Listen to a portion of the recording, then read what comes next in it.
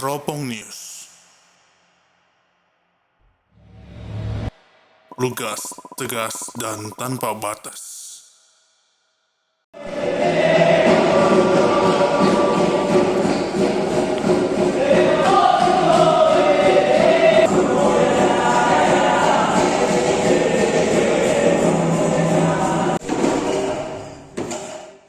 Pengurus Dewan Pimpinan Cabang Perhimpunan Advokat Indonesia DPC Pradi Sorong, Papua Barat Daya, masa jabatan tahun 2022-tahun 2027, resmi dilantik pada hari Senin 6 Februari 2023. Pengurus DPC Pradi Sorong yang diketuai Yasin Jamaluddin dilantik oleh Ketua Harian Dewan Pimpinan Nasional DPN Pradi, Erdwiyanto Prihartono, di Ritz Panorama Hotel Kota Sorong, Papua Barat Daya. Sebelumnya, Yasin Jamaluddin kembali terpilih sebagai Ketua Dewan DPC Pradi Kota Sorong untuk periode tahun 2022-tahun 2027. Yasin Jamaluddin terpilih secara aklamasi pada musyawarah cabang Muscap 4 Pradi Kota Sorong yang digelar di Ritz Panorama Hotel Sorong pada hari Sabtu 19 November tahun 2022 yang lalu.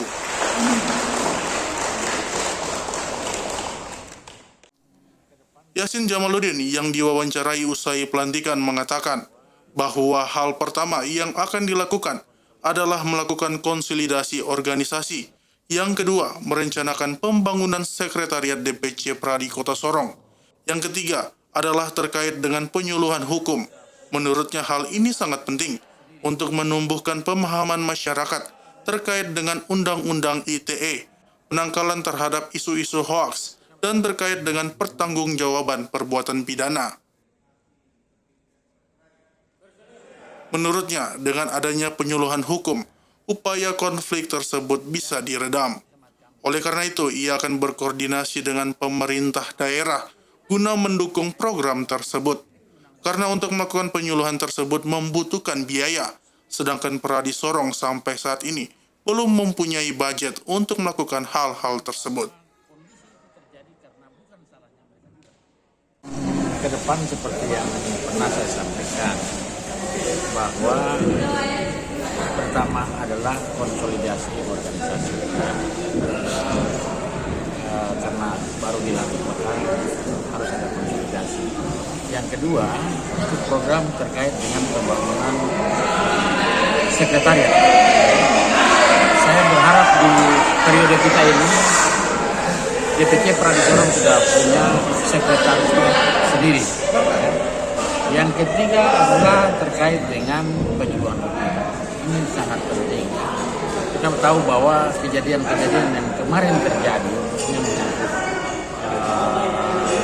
pembakaran, ini saya akan sedikit masuk ke masalah itu terjadi menurut hemat kami Pradi, kurangnya pemahaman masyarakat terkait dengan satu, undang-undang IT, dua, penangkalan terhadap isu-isu hoax, dan ketiga terkait dengan pertanggungjawaban perbuatan pidana. Kita harus maklumi bahwa kondisi itu terjadi karena bukan salahnya mereka juga. Kita semua harus bertanggung jawab terhadap kejadian itu. Maka upaya konkret yang harus dilakukan adalah melakukan penyuluhan. Maka Pradi akan bersama-sama dengan pemerintah daerah, kita akan berkonsultasi, koordinasi dengan pemerintah daerah agar supaya penyuluhan itu harus segera dilakukan. Kenapa? Walaupun harus teknologi informasi sudah begitu banyak, tetapi kata penyuluhan itu harus dilakukan. Kenapa? Karena penyuluhan itu akan mengakrabkan kita sebagai warga masyarakat. Jadi interaksi sosial akan terjadi. Harapan kita dengan pelaksanaan penyuluhan ini bisa memberikan pemahaman kepada masyarakat. Ini pun tidak bisa jalan sendiri kalau tidak ada kerjasama dengan pemerintah. Kita tahu bahwa melakukan penyuluhan itu tentu membutuhkan biaya. Tadi sampai saat ini belum mempunyai budget dana untuk melakukan hal-hal seperti itu. Ya, saya kira itu program yang